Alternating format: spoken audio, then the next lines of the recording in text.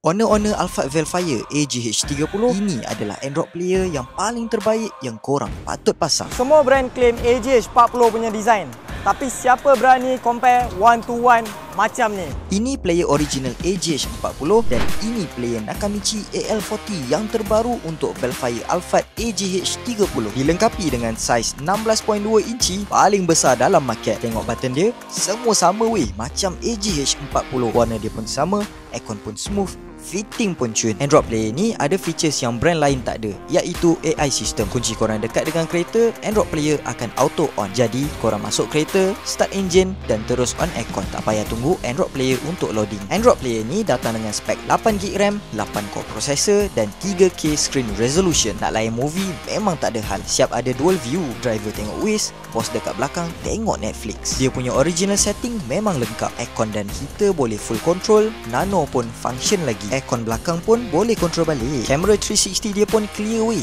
Nak pakai balik original JBL punya kamera pun boleh. Kamera dia siap ada 3D model kereta yang korang boleh tukar-tukar ikut cita rasa. Korang boleh add on TPMS sekali tau. Jadi bila tire pressure kurang, dia akan alert dekat Android player. Kamera dia pun guideline boleh gerak-gerak. Sensor pun ada visual, so senang korang nak parking. Siap ada sistem way. 6 view effect pun ada untuk memudahkan korang nampak blind spot. Kamera dia pun bila slow auto keluar. Risau ada problem? Jangan risau. Waranti ada 2 tahun dan tertulis dalam Android player. Anytime boleh check. Harga dia berapa? Barang mahal bersebab, murah pun bersebab. Tapi Android player ni harga dia tak adalah mahal sangat. RM4,980 je korang dah boleh mampu nak beli dan rasa perbezaan dia. Takkan nak pakai 10 inci punya Android player dekat Velfire Alphard kan?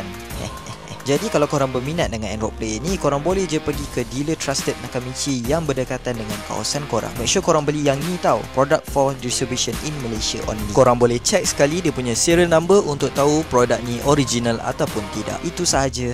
Ciao.